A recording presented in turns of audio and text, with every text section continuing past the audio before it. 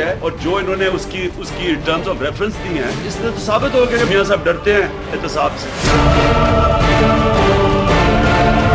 1956 act के तहत ये जो कमीशन बनी है, इसकी स्वाय सिविल कोर्ट से ज्यादा कोई पावर नहीं है। फेडरल गवर्नमेंट सिर्फ एक नोटिफिकेशन करेगी और ये खत्म हो जाएगा। इसको हम बिल्कुल रद्द करते हैं। प्राइम मिनिस्टर का एहतसाब पहले होगा, फिर बाकियों की बात करेंगे। 92 के अंदर ये कंपनीज जो नेस्कोल और ये जो नीलसन कंपनी है, ये 92 में और 93 में बनाई है। तो जितनी भी इनकी टैक्स रिटर्न्स हैं ये पब्लिक करें, जिस तरह डेविड कैमरॉन ने पार्लियामेंट के सामने अपनी टैक्स रिटर्न्स प्राइम मिनिस्टर बनने से पहले पिछली 6 साल की सारी पब्लिक कर दी है। मेरे ऊपर खास तौर पे उनको बड़ा गुस्सा चढ़ा हुआ था। मियां साहब को जवाब देना चाहिए। ये जवाब नहीं है कि जी आप भी चोर हैं। बिस्मिल्लाहिर्रहमानिर्रहीम, अस्सलाम वालेकुम। प्रोग्राम है नाइट एडिशन और मैं हूँ आपके साथ आपकी मेजबान अनीका निसार। नाज़रीन, पनामा की लॉ फर्म मोज़ाइक फोंसेका के दस्तावेजात पनामा लीक्स की सूरत में international consortium of investigative journalist की वेबसाइट पर आने के बाद वजीर आजम पाकिस्तान का कल दूसरा खिताब था, जिसमें अवाम को उन्होंने चीफ जस्टिस ऑफ पाकिस्तान को खत लिखे जाने के हवाले से बताया। इस खिताब के बाद ऑपोजिशन का रद्द अमल तो नागुज़ीर था, लेकिन उसके अलावा भी बहुत सारे सवालात ने जन्म लिया। जिन सवालात में से कुछ सवालात ये हैं कि जो चीफ जस्टिस ऑफ पाकिस्तान को खत लिखा गया और वो अब तुर्की के विजिट पे चले गए, उसके बाद साकिब निसार साहब क्या ये तमाम जो है कमीशन इसके हवाले से कुछ करेंगे या नहीं, इसका जवाब भी साकिब निसार साहब ने मनफी में दिया और ये कहा कि जब तक 8 दिन के बाद चीफ जस्टिस ऑफ पाकिस्तान वापस नहीं आते तब तक कमीशन के हवाले से कोई चीज आगे नहीं बढ़ेगी। पहले खिताब के बाद 3 हफ्ते का डिले, दूसरे खिताब के बाद 8 दिन का तो कंफर्म डिले। क्या इस बात का अक्कास है कि जुडिशल कमीशन बनने से पहले ही मुतनाज़ा हो रहा है? टीओआर्स के ऊपर ऑपोजिशन का इख्तलाफ और ये कहना कि तमाम ऑपोजिशन जमातों को मिलकर बैठकर टीओआर्स बनाने चाहिए थे और हुकूमत को एटलीस्ट ऑपोजिशन से पूछना चाहिए था टीओआर्स के हवाले से, इस बात को जन्म देते हैं कि ऑपोजिशन हुकूमत के बीच में अपनी अपनी चालें चली जा रही हैं। अब इस शतरंज के खेल में क्या सियासतदान जीतेंगे, सियासत जीतेगी या आवाम जीतेंगे? सवाल तो असल ये पैदा होता है। हम आज के शो का आगाज करेंगे पनामा लीक्स के हवाले में बात करेंगे। मैं अपने मेहमानों का तारुफ करवाती चलूँ। जफर हिलाली साहब हमारे साथ मौजूद हैं कराची स्टूडियो से। बहुत शुक्रिया हिलाली साहब हमें ज्वाइन करने का। उनके साथ हमारे साथ तशरीफ फरमा है इस्लामाबाद स्टूडियो में पीपल्स पार्टी के फैसल करीम कुंडी साहब। बहुत शुक्रिया फैसल करीम कुंडी साहब हमें इस्लामाबाद स्टूडियो से ज्वाइन करने का।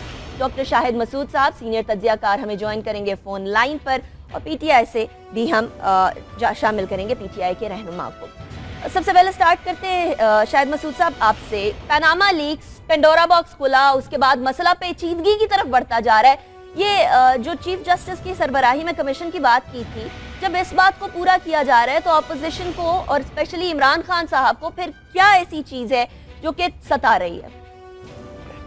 देखिए अनिका, सबसे पहले तो ये जो आपने जिस कमीशन का जिक्र किया ना, ये तो एक ट्रक की बत्ती आप या कहीं रिक्शे की बत्ती के पीछे कौम को लगा है और किसी कोई मकसद नहीं है, इनका कोई भी मकसद नहीं है सवाए इसके कि ये अवाम को उलझाएं।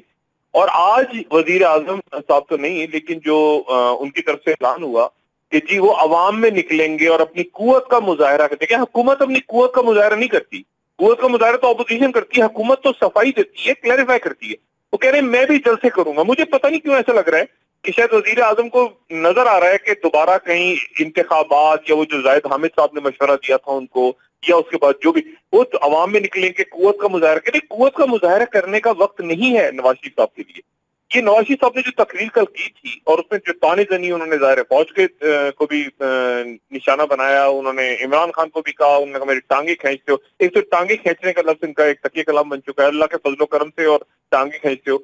और तीसरी बात यह है कि ये इन्होंने ना किसी से मुशावरत की, ना इन्होंने पीपल्स पार्टी से पूछा, अपने वज़रा से भी नहीं पूछा, कैबिनेट का इजलास भी नहीं हुआ। इनके चंद लोग, और मैंने आज पता किया सुप्रीम कोर्ट के एक जज साहब से ऑफ द रिकॉर्ड बात हो रही थी, उन्होंने कहा कि हम जजेस वगैरह हमें ये हमारे अंदर पहले भी राब्ते कर रहे थे हमसे, हमने पहले भी मना किया था, और ये टीओआर्स पर इन्होंने हमसे भी बात नहीं की। और इनके ब्यूरोक्रेट हैं, उन्होंने कहा द्रोह को गर्दने रावी कहते हैं फवाद हसन फवाद जो हैं वो राब्ता कर रहे हैं और वो कह रहे हैं कि जी इसके अराकीन आप बताते हैं किस किस को डाला जाए, किस किस को ना डाला जाए। ये काम ना करने वाला है, ये काम ना करने वाला है। वजीर आजम पाकिस्तान, बाकी वो कह रहे हैं ना सब करें, सबका एहतसाब होना चाहिए, पीपल्स पार्टी का भी करें, पीटीआई का करें, बिजनेसमैन का करें। सही। आवाज कट रही है शायद साहब आपकी। जी जी कंटिन्यू करिएगा आप। जी मैं ये कह रहा हूं कि वो सारे बाहर बैठे हैं, वो हुकूमत में नहीं है। आप हुकूमत में बैठे हैं, आप एक सबसे आला और अरफा जगह पे बैठे हैं। आप कह रहे हैं कि इसके नीचे इनकम टैक्स के लोग हों, इसमें एफबीआर के लोग हों, वो सारे तो आपके अंडर आते हैं। तो ये एक नॉन कमीशन, एक नॉन स्टार्टर है, इसका कोई मकसद नहीं होगा। वजीर आजम को मुझे डर लगता है कि आने वाले दिनों में एक और तकरीर करनी पड़ेगी, और मेरी दुआ है कि वो तकरीर खुद लिखें, इनसे करवाई ना जाए। ये हालात को जहां लेके जा रहे हैं, ये हमेशा दीवार पर टक्कर मारते हैं। मुस्लिम लीग नवाज की हुकूमत, मियां साहब को आदत है दीवार पर टक्कर मारे, दीवार नहीं मिलती फिर बाहर ढूंढने निकलते हैं, एक खंबा टकरा उसमें नजर आता है, उसे टक्कर मारते हैं। ये हुकूमत खुदकुशी मिशन पे, सुसाइडल मिशन पे निकली है। बजाय इसके कि ये वजाहत करते कि इनके बच्चों के पास कहां से दौलत आई है। देखिए सिंपल सा एक बैंक स्टेटमेंट चाहिए आपको कि ये दौलत आई थी बाहर से और ये दौलत हमने इस तरह से पैसा ट्रांसफर किया। 2 नोटिफिकेशन दिखा के जान छुड़ाते, एक बच्चा कुछ कह रहा है, दूसरा बच्चा कुछ कह रहा है, फिर तकरीर कर रहे हैं, फिर बीमार हो गए, फिर बीमारों के सेहतयाब होकर वापस आ गए, फिर रोलर गाड़ी खरीदी। ये इन्होंने तमाशा बना लिया। और देखिए मुल्क इस तरह नहीं चलते रियासतें। और फिर इसहाक डार साहब जो है वो आप सवाल में बताता हूँ, आप बात करेंगे जी। अच्छा हिलाली साहब ये बताइएगा कि क्या वाकई में जिस तरह शाहिद मसूद साहब कह रहे हैं कि ट्रक की लाल बत्ती के पीछे लगा दी और अब ये सिर्फ और सिर्फ चाल थी एक अनाउंस करना ये जुडिशल कमीशन? बिल्कुल, ये ट्रक नहीं, उन्होंने कहा रिक्शा, मेरे या मोटरसाइकिल, मैं कहता हूँ स्कूटर। मैं कहता हूँ खुदा के लिए नवाज शरीफ साहब प्लीज़ समझिए, हमें एक सवाल का जवाब चाहिए। हम नहीं, पाकिस्तान में हमें परवाह नहीं है और कौन करप्ट है, हम सिर्फ जानना चाहते हैं कि आप भी करप्ट हैं कि नहीं। और हमें आपसे इसका जवाब नहीं मिल रहा है, और जो मिल रहा है बाय वे ऑफ रिप्लाई वो झूठ है, आधे ट्रूथ्स हैं और होलसम लाइज हैं। अब देखिए, सोचिए 2000 में ब्रिटिश हाई कोर्ट ने कहा $32 मिलियन नवाज शरीफ साहब आपका फाइन है, पैसे दे दें, जमा करें। अगर आप नहीं जमा करेंगे तो आपके प्रॉपर्टीज जब्त हो जाएंगे। कब कहा था? सन 2000 में। किधर थे नवाज शरीफ साहब? जेल में। मगर 1 मिनट में वो पैसे आ गए, $32 मिलियन पे किया। उस वक्त सोचिए तो सही, क्या मुल्क है ये? किसी ने नहीं पूछा उनको कि भाई ये पैसे किधर से आए। किसी ने नहीं पूछा कि क्या ये पैसे आप डिक्लेयर किए थे। अब शुक्र है कि ये सन 2000 नहीं है, ये 2016 है। हम ना सिर्फ पूछना चाहते हैं, हम डिमांड करते हैं कि हमें बताया जाए। पब्लिक डिमांड करती है, और जब तक ये पब्लिक को जवाब नहीं मिलेगा सही तौर से, ये प्राइम मिनिस्टर इस वक्त एक ग्रेवली मॉरली बैंकरप्ट हैं, पॉलिटिकली ग्रेवली वुंडेड हैं, और अफसोस से कहना पाते कि अगर जब तक ये इस मुल्क के लीडर हैं, nobody will take Pakistan seriously.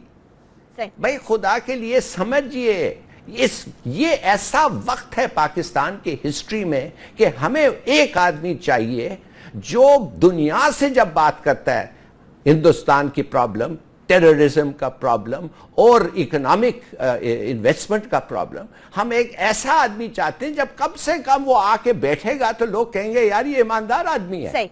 अच्छा हिलाली साहब, वैसे पॉलिटिकल रेपुटेशन गुड है। अच्छा माजरत, लेकिन अभी ऐसा वक्त भी है कि अभी ऑपोजिशन जो है बड़ा कैश करवा सकती है इस मोमेंट को।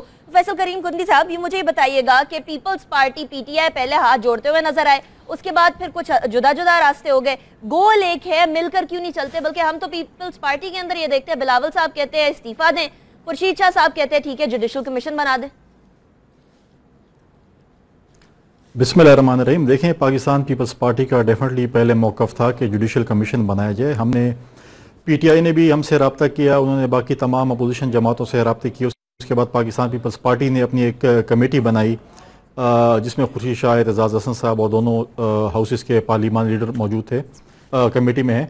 उन्होंने भी अपोजिशन जमातों के साथ रब्ते किए, मीटिंग्स की, लेकिन अगर आप देखें कि हमने कहा कि अपोजिशन जमातों का एक वो था कि TORs जो हैं वो आपस में बैठ कर तय किए जाएं। TORs इन्होंने खुद अपने बना लिए, अपोजिशन को बिल्कुल ऑन बोर्ड नहीं किया, जिस TORs को कल हमने रिजेक्ट किया। कल की स्पीच के बाद कल के हुकूमत के हमें जो अंदाज़ा हुआ हुकूमत की नीयत पे, तो डेफिनेटली हमारी पार्टी के चेयरमैन ने कहा कि जिस तरीके से माजी में आप हमें बताते थे, हमें इखलाकियात का सबक देते थे, तो इसलिए मियाँ साहब को भी चाहिए क्योंकि उनके बच्चे इसके अंदर इन्वॉल्व हैं, वो रिज़ाइन करें।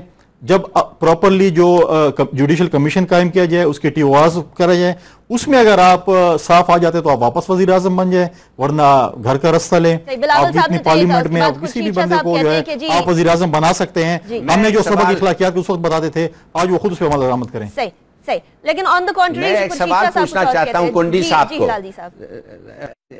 एक सवाल कुंडी साहब, आप मेहरबानी से जवाब दें कि आप, लगता मुझे यह है कि PPP जैसे अंग्रेजी में कहते हैं, you are playing both sides of the fence. एक तरफ से आपके जो लीडर हैं लंदन से वो कह रहे हैं कि हम नवाज शरीफ को नहीं चाहते वो रिजाइन करें, दूसरी तरफ से आप क्रिटिसाइज कर रहे हैं जो नवाज शरीफ साहब समझ रहे हैं एक मास्टर स्ट्रोक उन्होंने खेल लिया कि अपना डिमांड भी एक्सेप्ट कर लिया, साथ साथ अपना भी मकसद हल कर दिया। तो आप क्या आई मीन आप you are criticising the commission, मगर आप उनको अश्योरेंस दे रहे हैं कि हम नहीं चाहते आप रिजाइन करने। भाई क्यों? अगर उन्होंने सवाल दोनों तरफ से खेलने वाला फैसल करीम कुंडी साहब, मैं आपसे जवाब लूंगी, लेकिन अभी हमें जाना है ब्रेक की तरफ। ब्रेक के बाद वापस आएंगे, इस सवाल का जवाब लेंगे।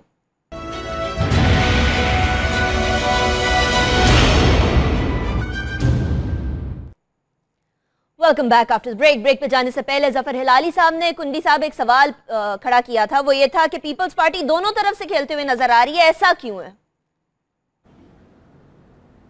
जफर हिलाली साहब को मैं मुतमईन करता हूँ कि पीपल्स पार्टी दोनों तरफ नहीं खेल रही। जफर हिलाली साहब अगर ये कह रहे हैं कि अगर आसिफ अली जरदारी साहब की जो कोई स्टेटमेंट आई, ऐसी कोई स्टेटमेंट उनकी नहीं आई है, पहले डेफिनेटली हमने कहा था कि कमीशन हो, उसके TORs हो, जो भी है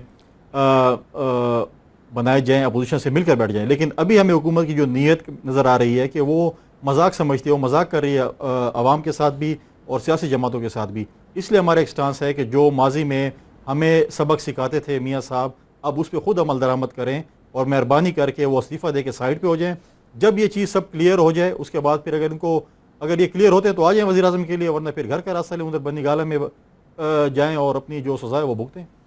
देखिए मैं बताऊं कि देखिए ये बात, एक बात मैं यहाँ पे अर्ज करूं, ये बात बिल्कुल तय है कि वजीर आजम अगर अपनी जगह से हटते हैं तो ये पार्लियामेंट मौजूद नहीं रहेगी, ये चंद रोज की मेहमान होगी पार्लियामेंट, क्योंकि उसके बाद जो भी नया शख्स आएगा, पहली बात है कि वजीर आजम कहाँ जाएंगे, वो यानी अगर इल्जाम लगाए तो वो अपने ओहदे से जाते हैं तो घर तो नहीं जाएंगे, कहीं और जाएंगे। बात ये कि उसके बाद वो किसको नॉमिनेट करेंगे, उनको उनके खानदान का एक ही शख्स मौजूद है कौमी असेंबली में जिसका नाम है हमजा शहबाज, दूसरे साहब मौजूद हैं जो कि सेनेटर हैं और इसाकदार हैं, वो वजीर आजम बन नहीं सकते, तो वो बनाए किसको? पहली बात किसको बनाए? वो ख्वाजा आसिफ को बनाए, वो किसको बनाए? किसको? और आप भूल गए जी, दामाद भी उनके मौजूद हैं जी। हाँ नहीं, वो तो दामाद बिल्कुल मौजूद है, लेकिन दामाद भी उसी खाते में आ जाएंगे ना कि उन्होंने अपनी अहलिया, अगर जो मरियम हैं उनके नाम पर भी तो निकले ना, तो वो नहीं बन सकते। वो इसलिए नहीं बन सकते कि उन्होंने भी अपने गोशवारों में अपनी एहलिया के वो जाहिर नहीं किए हुए गोशवारे। बात ये और बहुत ज्यादा ताल्लुकात, इसीलिए बहरहाल मैं उस डिटेल में नहीं जाऊंगा, वो उनके ऊपर ट्रस्ट नहीं करेंगे। अब किसको बनाएंगे? जिसको भी बनाएंगे उस पर शोर होगा, उस पर चौधरी निसार के ऊपर ट्रस्ट नहीं है, किसको बनाएंगे? उसके नतीजे में एक वाज़ेह ग्रुपिंग जो शहबाज शरीफ साहब और नवाज शरीफ साहब के दरमियान है, एक इनके अंदर पड़ेगा झगड़ा। हमजा शहबाज को एक किसी सूरत में देखना चाहते हैं, मरीम नवाज की कोई फ्यूचर में देखते हैं, तो हमजा शहबाज को कभी नहीं बनाएंगे, हालांकि हमजा शहबाज जो है वो कौमी असेंबली में मौजूद हैं। अब बात यह कि किसको बनाएंगे? ये कुंडी साहब ने तो कह दिया, बनाएंगे किससे? एक लड़ाई झगड़ा मार्कोटाइन के अंदर होगी, ग्रुपिंग होगी आपस में, और उसके बाद यकीनन कुंडी साहब एक आम होते पे रहे कौमी असेंबली में, वो भी समझते हैं ये पार्लियामेंट फिर नहीं ठहर सकेगी। मियां नवाज शरीफ साहब को भी इस बात का अंदाजा है और इस बात का यकीनन अंदाजा होगा कुंडी साहब को भी। ये जाहिर है वो पीपल्स पार्टी का दौर नहीं है कि वहाँ गिलानी साहब चले गए थे तो जरदारी साहब ने कहा तो राजा परवेज आ गए तो फौरन यहाँ अंदर अच्छी खासी मार्कोटाई होगी। और दूसरी बात ये कि जब मॉरल पे अगर जी एक आदमी अगर देखिए मैं बात कंप्लीट करूँ, एक आदमी अगर रिजाइन कर जाता है वो इलेक्शन कमीशन के तौर पे पार्टी का सरबराह रह सकता है उस वक्त? अगर वो मुल्जिम है, वो चले हट गए वजीर आजम के तौर पे, पार्टी की सरबराह के तौर पे वो रह सकेंगे? बेशुमार सवाल खड़े होंगे जिनका जवाब इनके पास नहीं है, हुकूमत के पास। और आपने बात की ऑपोजिशन की, मैंने कहा एक बात कह के अपनी गुफ्तगू खत्म करता हूँ। ये ऑपोजिशन या हुकूमत या ये है, कहते हैं ना, ऑल विज़ सम, यानी ये पूरे 20 करोड़ आवाम है और एक टोला है। अब उस टोले में अशराफियों में पीपल्स पार्टी या नून जैसा छोड़ दें आप, नहीं, एक टोला, हर पार्टी के अंदर एक छोटा छोटा ग्रुप, बिजनेसमैन भी हैं उसमें, ब्यूरोक्रेट्स भी हैं उसमें, अस्करी इदारों के लोग भी हैं, मीडिया, एक छोटा सा ग्रुप है और उसका मुकाबला हो रहा है पूरे 20 करोड़ आवाम से। तो इसमें मेरे ख्याल से ऑपोजिशन, गवर्नमेंट, हम लफ्ज ना निकालें, एक टोला है जो कि एक्सपोज हो गया है बुरी तरह और जिनको समझ नहीं आ रहा कि वो क्या करें, और वो पकड़े जाएंगे बारह, वो मतलब बच के तो नहीं जा पाएंगे। तो शायद साहब ये सियासतदान वर्सेस अवाम हो गया ना ये मसला। नहीं, ये देखिए सियासतदान तो देखिए, वो तो देखिए वजीर आजम निकले हैं ना, वजीर आजम निकले हैं, बात ये बिजनेस ग्रुप है, बाकी सारे लोग हैं ना, बहुत सारे, ये तो पूरा माफिया है इसका, शराफिया या बदमाशिया मैं जिसे कहता हूँ, वो सारे के सारे रंगे हाथों पकड़े गए, चोरी करके पकड़े गए। सही, तो ये तो मामला इस तरह हल नहीं होगा।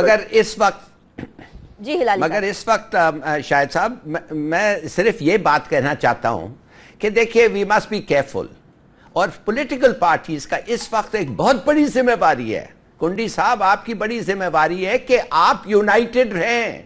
इमरान खान के प्रेस कॉन्फ्रेंस के बाद आप देखें बिटवीन द लाइंस, वो तो कह रहा है खुदा करे फौज आ जाए। अगर आप यूनाइटेड नहीं है तो ये सिस्टम और डेमोक्रेसी विल बी थ्रेटन, जैसे शायद साहब कहते हैं। मगर अगर आप एक यूनाइटेड स्ट्रॉन्ग ऑपोजिशन बनाएं एक चीज के पीछे कि हम जानना चाहते हैं कि क्या हमारा प्राइम मिनिस्टर इज करप्ट और नॉट, और हम यूनाइटेडली उस पर खड़े रहेंगे, फिर आप देखेंगे कि शायद ये सिस्टम, हालांकि ये सिस्टम मेरे ख्याल में it is prove to be a failure, शायद बच जाए, डेमोक्रेसी रहे, नए इलेक्शंस हो, और ये और मेरे ख्याल में शायद इनको आप डरा रहे हैं। पार्लियामेंट जाती है, हिलाली साहब मैं क्लियर करूं, अगर पार्लियामेंट जाती है तो जमहूरियत, फौज नहीं आएगी। फौज आने की बात तो मैंने की नहीं, मैं कह रहा हूं कि पार्लियामेंट में किसी शख्स के लिए वोट हासिल करना मुश्किल हो जाएगा। मियां नवाज शरीफ के बाद हमजा शहबाज या कैप्टन सफदर या और कोई शख्स उतने वोट नहीं ले सके, इनमें झगड़ा होगा आपस में, ये मेरा पॉइंट है। फिर हल क्या होगा शायद साहब, जरा हल की तरफ भी बताइएगा कि अगर वजीर आजम साहब मुस्ताफी या ओहदा थोड़े अरसे के लिए छोड़ते हैं और उसके बाद पार्लियामेंट को खतरा हो जाता है, तो फिर हल क्या है इसका? नहीं, ये तो देखिए कुंडी साहब ने बात की, और जो जाहिद, वो जो शायद जाहिद हामिद, सॉरी शायद साहब, वो जो जाहिद हामिद ने कहा कि भाई जब आप इस्तीफा देते हैं आप जाएं लोगों के पास और कहें मैंने ऑन प्रिंसिपल रिजाइन किया है और मैं चाहता हूं कि आपकी फिर मैं कॉन्फिडेंस गेन करके आऊं, जो डेमोक्रेसी में होता है, go back to the people. मैं इनसे पूछना चाहता हूं प्राइम मिनिस्टर साहब से कि क्या आप पाकिस्तान की पीस, स्टेबिलिटी, डेमोक्रेसी और रिस्पेक्टेबिलिटी कुछ चंद महीने के गद्दी के लिए आप रिस्क करना चाहते हैं? चलिए, खुदा के लिए ठीक, अच्छा, हमें बचाएं। मसला ये बहुत संगीन इस सेंस में है कि अगर पार्लियामेंट टूटने का जाता है जिस तरीके से शाहिद साहब ने कहा, तो फिर ऑपोजिशन का क्या इस हवाले से थॉट है, क्या सोल्यूशन उनके जहन में है? कुंडी साहब से पूछेंगे लेकिन एक ब्रेक के बाद।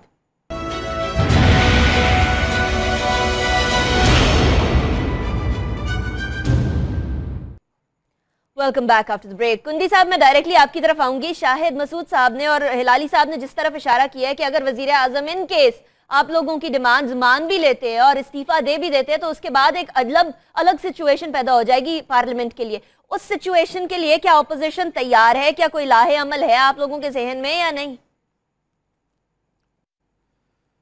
देखिए जी, वज़ीर आज़म साहब के इस्तीफे से पार्लियामेंट या नेशनल असम्बली ने कहीं नहीं जाना, किसी और को उनको चाहिए कि वो लेके आए, और ये उनकी अपनी वो है कि वो अपनी पार्टी को किस तरह चलाते हैं। पाकिस्तान भी उस पार्टी पे टाइम है, जैसे डॉक्टर साहब ने बात की, सुप्रीम कोर्ट ने हमारे वज़ीर आज़म को डिस्क्वालीफाई किया, हम एक और वज़ीर आज़म का नाम पेश किया, वो भी एक किस्म के डिस्क्वालीफाई हुए, फिर राजा परवेज़ साहब आए। तो अगर आप ये कहें कि जी हम वज़ीर आज़म साहब को इसलिए क्योंकि असम्बली ना चली जाए, तो ये भी एक बड़ा क्वेश्चन मार्क है, हम क्यों उस वज़ीर आज़म को रहने दें जिसकी क्रेडिबिलिटी अब बिल्कुल ज़ीरो हो चुकी है, जिस पे अभी किसी को एतमाद नहीं है, जिसके बच्चे इन्वॉल्व हैं इस केस में। तो ऐसी चीज़ों के लिए अगर हम कहें कि जी हम तैयार हैं या नहीं, हम बिल्कुल जो है वज़ीर आज़म साहब जो हैं वो मैं समझता हूँ कि एतमाद खो चुके हैं, उनको रिज़ाइन करना चाहिए और अपोजिशन के साथ बैठ के PORs नवाज किसको ला सकती है? आप मुझे नाम बताएं जिस पे कंसेंसस हो और जिसको वोट मिल जाए, वोट ऑफ कॉन्फिडेंस जो ले सके। एक नाम मुझे बताते हैं मुस्लिम लीग नवाज का।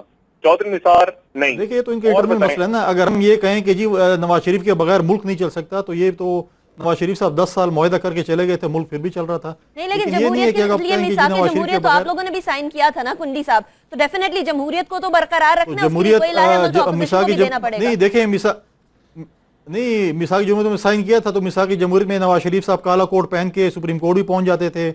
उनके भाई जो आज वो कह रहे हैं कि जी हमें PTI वाले कहते हैं कि हम आपको ये कर देंगे, वज़ीर आज़म के खिलाफ नाजेबा ज़बान इस्तेमाल करते हैं, तो जिस वक्त आपके भाई इस्तेमाल करते थे सदर पाकिस्तान के खिलाफ, उस वक्त आप क्यों खामोश थे? तो ये सब चीज़ें आपके ऊपर हो रही हैं। फिर आप सवाल खुद कर रहे हैं जिनके जवाब आपके पास हैं कि मुझे किसने बाहर भेजा। भाई आपको पता है आपको किसने बाहर भेजा, आपको मुआहदा करके गए थे। आप कह रहे हैं कि जी अब वो कहाँ है, आपने खुद जिसने आपको बाहर भेजा, जिसको आप सजा देना चाहते हैं, उसको आपने खुद दुबई भेज दिया। सवाल आप हमसे कर रहे हैं, कौम से कर रहे हैं, पॉलिटिकल पार्टी से कर रहे हैं कि हमें मुझे भी जवाब चाहिए। भाई जवाब तो आपके पास हैं, अब अपने जवाब खुद अपने आप को दें कि आपने क्या किए। अब जो है अगर आप कहें कि जी ये मिसाकी जमहूरियत, डेफिनेटली मिसाकी जमहूरियत है। मिसाकी जमहूरियत ये नहीं कह रही कि आप ऑफशोर कंपनियां खोलें, आप यहाँ पर जो है सब कुछ गजब करें और आपको पीपल्स पार्टी बचाएगी। सॉरी, हम पीपल्स पार्टी को इस मौके पर नहीं बचाएंगे। डेफिनेटली हम जमहूरियत के लिए डेफिनेटली हम साथ थे। जब धरना था हमने उस वक्त भी हमारा एक स्टैंड था, हम जो है वो कुछ कहना चाह रहे हैं। जी हिलाली साहब, लेकिन नवाज शरीफ साहब इस गलती में न रहे। वही आप चौधरी एजाज साहब की स्पीच देखें, धरना खत्म हुआ। मेरे ख्याल में शायद मसूद साहब ने ये ऐसा इस तरीके से ये नहीं कहा कि सिर्फ नवाज शरीफ चला सकता है। उनका मतलब ज़्यादा डिरोगेटरी था। उनका था कि इस बादशाह में कौन सा उनका वो आएगा रिश्तेदार जिसको वोट मिल सकता है, या कौन सा चमचा होगा, और वो कह रहे थे कि कोई नहीं है इसलिए इस पे इत्तेफाक नहीं है। ही मे बी राइट। मेरा तो कहना सिर्फ है कि खुदा के लिए इट्स वेरी सिंपल। लाली साहब, इनके वजीर आपस में बात नहीं करते, इनके वजीर आपस में बात नहीं करते। यस, राइट राइट, खुद यस राइट। किसको बनाएंगे आप, किसको बनाएंगे? मगर शायद ठीक है, शायद साहब बिल्कुल सही है, बट दैट्स देयर प्रॉब्लम। बात असल ये है कि आपको इस मुल्क में एक रॉकेट साइंटिस्ट नहीं चाहिए चलाने के लिए, एक रीजनेबली कॉम्पिटेंट मैन चाहिए, एक पीर नहीं चाहिए, रीजनेबली ऑनेस्ट मैन चाहिए, एक एब्सोल्यूट साइकाइट्रिस्ट नहीं चाहिए, रीजनेबल सेंसिटिव मैन जो समझता है पब्लिक का साइके। देखिए पाकिस्तान में has never had these reasonable people. सब आउट एंड आउट चोर, out and out Democrat, out and out Napoleon, out and out Hitler. मैं तो अफसोस करता हूं कि पता नहीं इन लोगों को क्या हो जाता है। एक दफे ये पावर आए सब प्राइम मिनिस्टर्स के साथ, खासतौर PPP के दोनों, जुल्फिकार अली भुट्टो को मैंने क्लोज क्वार्टर्स में देखा है। उसको वागनर की म्यूजिक अच्छी लगती थी, उसको हिटलर के मार्चिंग ट्यून्स अच्छे लगते थे, उसको ब्राउन शर्ट्स अच्छे लगते थे, and he tried to make a uniform. फिर आ गए बीबी, तो खैर शी वाज वंडरफुल, वो तो truly a democratic person. Musharraf साहब आ गए, पता नहीं वो नेपोलियन बनना चाहते थे, बोनापार्ट या क्या। देखिए जी, कहने की बात यह है कि इतना मुश्किल नहीं है पाकिस्तान में एक लीडर आके सक्सेसफुली काम करे। अच्छा, हिलाली साहब कह रहे हैं कि आज तक कोई इस तरह का रीजनेबल लीडर नहीं आया। शायद मसूद साहब, अगर रीजनेबल लीडर नहीं आया तो पिछली जमातें, जिस तरह पीपल्स पार्टी भी इक़्तिदार में रह चुकी है पहले बहुत दफा, इनके पास क्या इख्लाकी जवाज है कि ये वजीर आजम साहब के हवाले से ये एहतजाज करें? नहीं, मेरा ख्याल है पीपल्स पार्टी की क़यादत को इस बात का अच्छी तरह से अंदाजा है कि एक बार अगर ये मामला चल पड़ा तो फिर आगे जाएगी बात पीपल्स पार्टी तक। देखें, वो आप याद करें जरदारी साहब की वो जो स्पीच थी, बड़ी तारीखी स्पीच थी।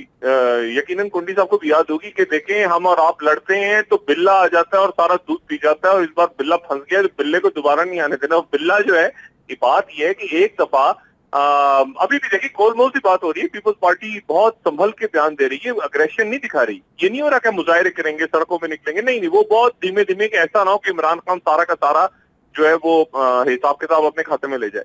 बात है कि पीपल्स पार्टी 5 साल गुजार के आई है, और मियां नवाज शरीफ साहब ने बिल्कुल, यानी मैं बिल्कुल ऑन रिकॉर्ड ये बात पहले भी कह चुका हूँ, इसात डार साहब ने वादा किया था कि डॉक्टर आसिम को डिलीवर करेंगे। इसातदार साहब ने वादा किया था कि अयान अली को, और दुनिया ने देखा किस तरह अयान अली के कभी नाम चल रहा है, कभी निकल रहा है, कभी डल रहा है। किसी किस्म की अकाउंटेबिलिटी नहीं हुई, सियासी तो छोटे जेनन में नहीं हुई। आप देख रहे हैं नैब के केसेस, मेगा करप्शन केसेस सारे के सारे किस तरह इन्होंने धमकियां लगाई, नैब को पर काट देंगे, सर तोड़ देंगे, धमकियां। ये बात यह है कि एक ना एक स्टेज ऐसी आएगी, सियासत को गंदा ना करें। मिसाके जमहूरियत हुआ था, मिसाके हुकूमत नहीं हुआ था। अगर ये पार्लियामेंट ऊपर नीचे होती है और अकाउंटेबिलिटी होती है, जमहूरियत मजबूत होगी, उससे जमहूरियत स्ट्रेंथन होगी पाकिस्तान में। ये जो शोर मचाते हैं ना कि 4 चोर पकड़े गए तो हो पाकिस्तान हिल जाएगा, वो जमहूरियत को खतरा हो जाएगा, तो कुछ नहीं होगा। आप अकाउंटेबिलिटी करें, अच्छे लोग सामने आएंगे, अच्छी क़यादत सामने निकल कर आएगी। तो मेरा ख्याल है पीपल्स पार्टी को इस बात का अंदाजा है कि वो कहते हैं ना कि you scratch my back and I scratch your, अभी फंस गए सारे के सारे। अभी देखें नवाज शरीफ साहब ने बात नहीं की क्या जरदारी साहब से लंदन जाके बात की है, और उसमें क्या, और जो कराची में पहले होता रहा है 100 200 लोग, ये एक मुकमुका सेटअप ही चलता, आप मुकमुका कह लें जो भी कह लें। बात ये है कि वो कहते हैं कि हमने तुम्हें 5 साल पूरे करने दिए, तुम हमें क्यों छेड़ते हो। तो ये एक सूरत हाल ऐसी क्रिएट हुई है जिसमें बिलावल ने आके बात की है। और लेकिन पीपल्स पार्टी की जो क़यादत ऊपर बैठी है, ऑफशोर कंपनियां क्या उनकी नहीं निकलेंगी, उनकी निकलेंगी, मुशर्रफ साहब के दौर के भी लोगों के भी निकलेंगी। मैं जो बात कह रहा हूँ, मैं कह रहा हूँ कि अक्रॉस द बोर्ड ये जो बात आई है ना, अक्रॉस द बोर्ड, इसमें सबकी निकलेंगी और इख्तिसाब सबका होगा।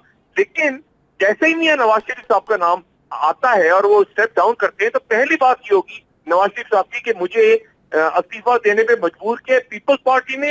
ये लो जी, पीपल्स पार्टी की फाइलें लेके खड़े होंगे मुस्लिम लीग नून वाले, और फिर पीपल्स पार्टी कहां खड़ी होगी। ये एक सवाल है जो पीपल्स पार्टी को यकीनन परेशान कर रहा है और आने वाले दिनों में भी परेशान करेगा। कुंडी साहब की तरफ ले जाते हैं सवाल। इसके लिए तैयार हैं आप लोग कुंडी साहब कि अगर इस तरीके की कोई कार्रवाई होती है, कोई चीज होती है और वाकई में वजीर आजम साहब स्टेप डाउन हो जाते हैं और बाद में आपके लोगों की फाइलें लेकर आते हैं, तो फिर क्या होगा? क्या इसीलिए आप लोग थोड़ा जरा धीमी ऑपोजिशन कर रहे हैं, क्या वजह? देखें जी, डॉक्टर शाहिद मसूद साहब की तो अपनी एक राय है, वो अपनी हक बजाने में अपनी ज़ाती राय देने के लिए एज ए पार्टी मेंबर तो ये नहीं दे सकते, जैसे अब ये तो नज़र आ रहा है कि एज ए पार्टी मेंबर दे रहे हैं। पॉलिटिक्स में टाइमिंग मैटर करती है, और शायद मसूद साहब कहते हैं कि शायद पीपल्स पार्टी आज ऐलान कर दे कि हम धरना दे रहे हैं या जुलूसों में जा रहे हैं, कुछ है हम करेंगे, हम स्टेप बाय स्टेप करेंगे। अगर आप कह रहे हैं कि पीपल्स पार्टी की फाइलें आएंगी, पीपल्स पार्टी ने पहले नए को फेस किया है, पीपल्स पार्टी ने पहले केसेस फेस किए हैं, पीपल्स पार्टी ने कोई 10 साल मुआहदा नहीं किया। पूरी पीपल्स पार्टी की बात नहीं कर रहा, मैं चंद लोगों की बात कर रहा हूँ, चंद लोगों की। हम कह रहे हैं कि अक्रॉस द बोर्ड एहतसाब होना चाहिए, चाहे वो जिस पार्टी की भी लोग हैं, इंक्लूडिंग पाकिस्तान पीपल्स पार्टी, और जो है ये होना चाहिए। और एहतसाब को जो है वो सियासी मकासद के लिए नहीं इस्तेमाल करना चाहिए, एहतसाब हो फिर सबका होना चाहिए, अक्रॉस द बोर्ड होना चाहिए। पाकिस्तान पीपल्स पार्टी उसके लिए तैयार है, हम तैयार हैं, इसमें कोई ऐसी बात नहीं है। और आप देखेंगे पाकिस्तान पीपल्स पार्टी ने पहले भी जिम्मेवाराना पोजीशन का रोल प्ले किया और हम अब भी जिम्मेवार पोजीशन का रोल प्ले करेंगे। हमने कह दिया है, कल कैटेगोरिकली हमारी पार्टी के चेयरमैन ने कहा है कि वज़ीर आज़म should step down, he should step down, और इसमें हमें कोई कवात नहीं है। और जहाँ तक अपोजिशन जमातों का ताल्लुक है, इंशाल्लाह बहुत जल्द 2-3 दिनों में जो स्टेटमेंट है हमारी अपोजिशन की, अपोजिशन जमातों की मीटिंग होगी, we will come with one agenda. और आप देखेंगे क्योंकि इस चीज़ पे हम कोई भी, मिसाकी जमहूरियत डेफिनेटली था, मिसाकी जमहूरियत अगर आप कह रहे हैं तो जब नवाज शरीफ साहब काला कोट पहन के जाते थे, जब शहबाज शरीफ साहब जुलूसों को लीड करते थे और MNAs MPs घर जलाते थे, उस वक्त क्या था? ऐसी बात नहीं है। इंशाल्लाह आप देखेंगे। चलिए हम आने वाले वक्त में देखेंगे कि क्या स्टेटमेंट आती है। हिलाली साहब मुझे बताइएगा, रिजाइन करेगा और वो रिजाइन करेगा। और आप ये बताइएगा कि डराया कि जी मैं अवामी मुहिम शुरू कर रहा हूँ, राइट, उसी के बारे में बात करते हैं। गुंडी साहब, एक चाल चली ऑपोजिशन ने कि चीफ जस्टिस की क़यादत में बनना चाहिए जुडिशल कमीशन, दूसरी चाल चली वजीर आजम साहब ने, उन्होंने जुडिशल कमीशन बनाने का ऐलान कर दिया, चीफ जस्टिस साहब को खत लिख दिया। तीसरी चाल ऑपोजिशन ने चली कि TORs के ऊपर बात नहीं, तो चौथी चाल वजीर आजम साहब की तरफ से वो अवामी मुहिम आई है। इसको आप किस तरीके से देखते हैं? पहले KPK से स्टार्ट करेंगे कि कप्तान साहब जो सबसे आगे हैं ऑपोजिशन में, फिर सिंध में आएंगे पीपल्स पार्टी। KPK से नहीं स्टार्ट करें, उनको पता है कि शायद पहला टारगेट उनका दामाद हो, वो अपने दामाद के हल्के से शुरू कर रहे हैं। चलिए उन्होंने आज मैं हिलाली साहब से जवाब ले लूं, फिर कुंडी साहब आपकी तरफ आते हैं वापस। जी हिलाली साहब, देखिए, पहली बात तो यह है कि मेरे ख्याल में यह काफ़ी चालाक मूव था on the part of Nawaz Sharif साहब कि उन्होंने अपोजिशन के डिमांड्स को और चीफ जस्टिस के पार्टिसिपेशन के साथ एक चाल चला। It was a good stroke. मगर देखिए, हमारे लोग इतने ये नहीं है, they are not that dumb. they've seen through the move, इसलिए कि जब TORs आए और पता चला कि nothing but delay, nothing but dilly dallying, nothing but वो क्या कहते हैं कि attention को divert करना, अगर इसके अलावा ये इस मूव में कुछ नहीं है, तो उन्होंने सही कहा कि भाई पहले तो अकाउंटेबिलिटी उसके करें जिसके बारे में हम शोर मचा रहे हैं, नेमली द प्राइम मिनिस्टर। अब जब उन्होंने देखा कि शायद ये ना चले, अब जो इमरान खान साहब ने इतना सीरियसली इसको लिया है, और देखिए मैं आपको बताता हूं कि अगर दूसरी जमात इस्लाम इमरान खान से मिल के ये अपोजिशन यूनाइटेड है, तो फिर मेरे ख्याल है कुछ होप है इस गवर्नमेंट को कहना, इस गवर्नमेंट टू रिजाइन और टू गो। मगर अगर वो यूनाइटेड नहीं है तो नवाज शरीफ साहब फ्रंटियर से शुरू करेंगे, बड़े बड़े क्राउड्स आएंगे उधर, उनको पैसे देंगे, खाना मिलेगा, बड़ी ये होंगे, जोश और फिरोशी होगी, और कोई प्रोग्रेस नहीं होगा। और उनका जवाब मिल जाएगा इन लोगों को कि देखो मैं भी I can agitate people if I want to. So from his point of view it's a good move. अब ये कामयाब होगा कि नहीं, मैं तो सिर्फ पाकिस्तान का फिक्र कर रहा हूं ना जी, मैं तो नहीं देख रहा हूं नैरो इंटरेस्ट किसका प्रमोट हो रहा है। सबसे चालाक परिंदा होता है, आखिर में क्या खाता है कबाब को। आपने बात नहीं करना चाह रहा, देखिए ये चालाकियां वालाकियां सारी रह जाती हैं साइड पे। अच्छा शायद मसूद साहब, मैं अभी ब्रेक पे जाऊंगी, लेकिन मुझे TORs के हवाले से करना सवाल कि 8 दिन हैं, इस 8 दिनों के अंदर क्या ऑपोजिशन और हुकूमत में TORs के हवाले से एक लाइन पर दोनों आ सकेंगे या नहीं आ सकेंगे? After a short break.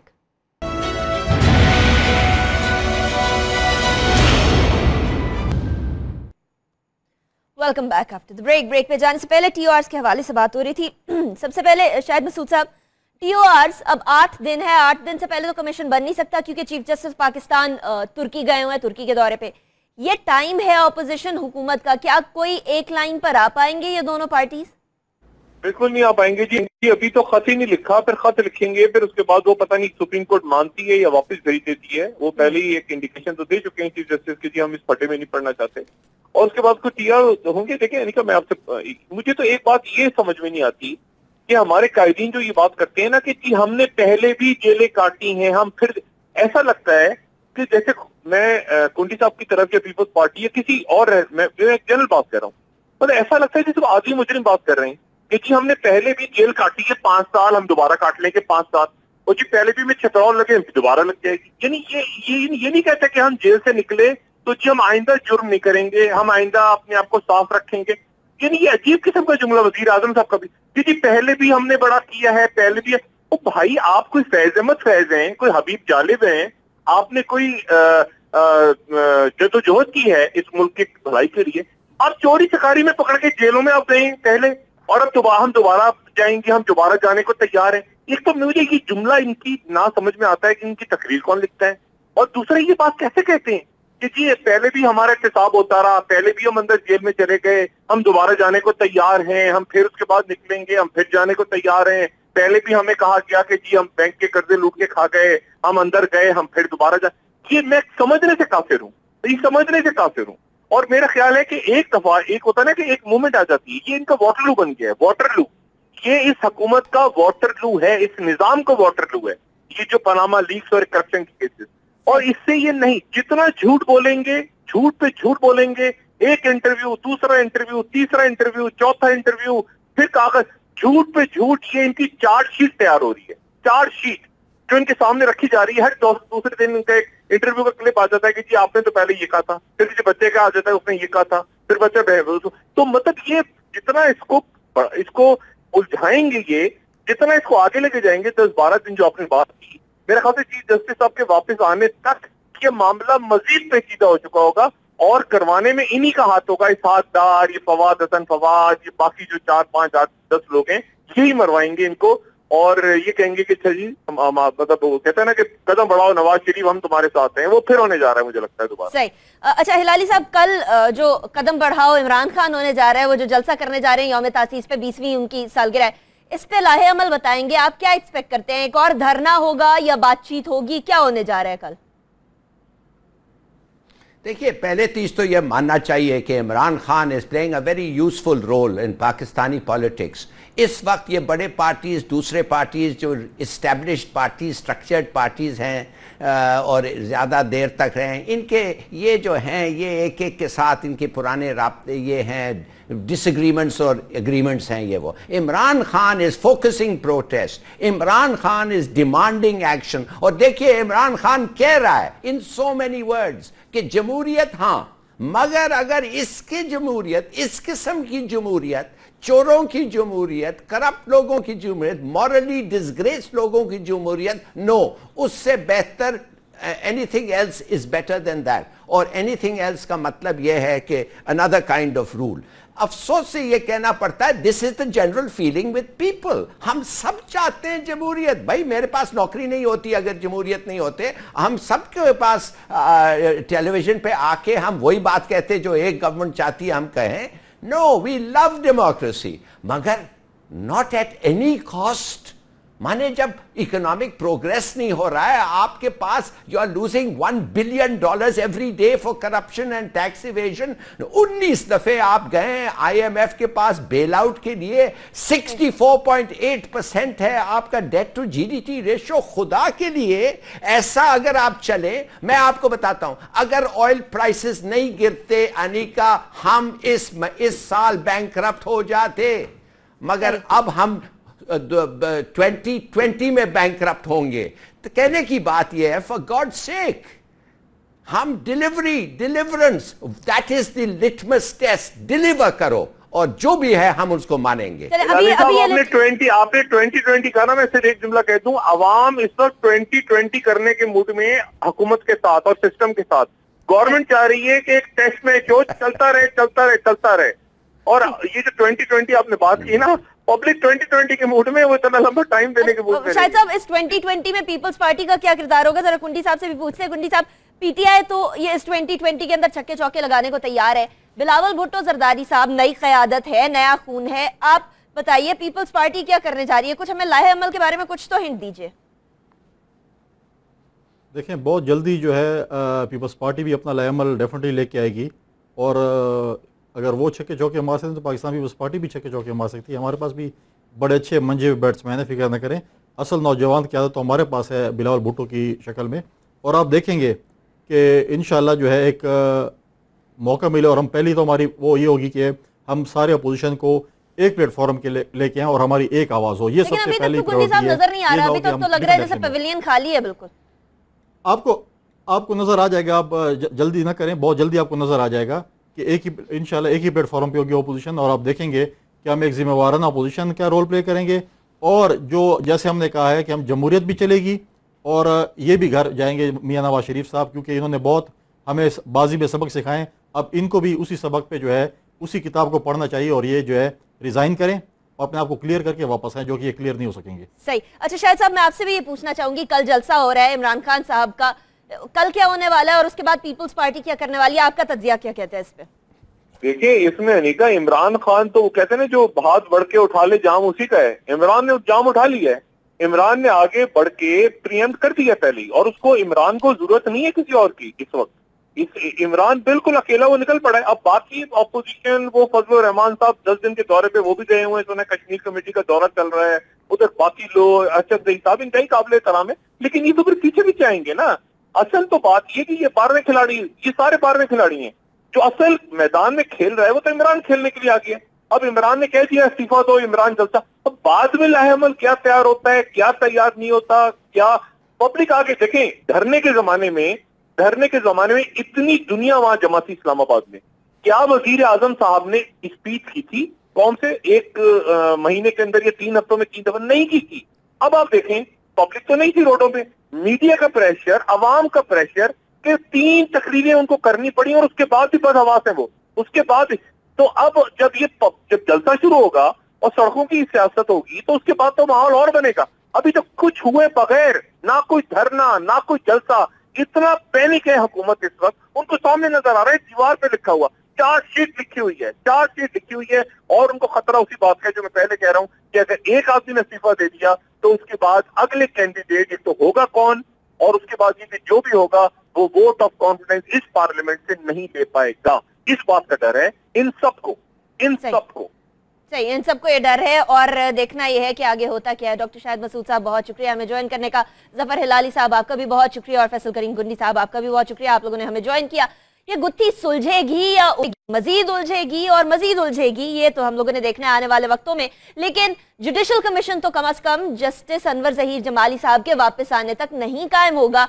उससे पहले ही ये मुतनाज़ा हो गया, TORs के ऊपर बातें सारी शुरू हो गई। अब देखना ये कल जो जलसा होने जा रहा है इमरान खान साहब का, उसमें क्या कहते हैं, वो क्या धरना होगा या फिर कुछ सेफ पैसेज दिया जाएगा, और पीपल्स पार्टी उसके बाद क्या फॉलो करेगी या फिर खुद लीड करने की तरफ जाएगी, ये देखना है हमें आने वाले वक्तों में। हम इसके हवाले से नजर रखेंगे। हमें हमारे आज के शो से इजाजत दीजिएगा, अपना बहुत ख्याल रखिएगा, पाकिस्तान और पाकिस्तानियों के लिए दुआ गो रहिएगा। अल्लाह हाफिज।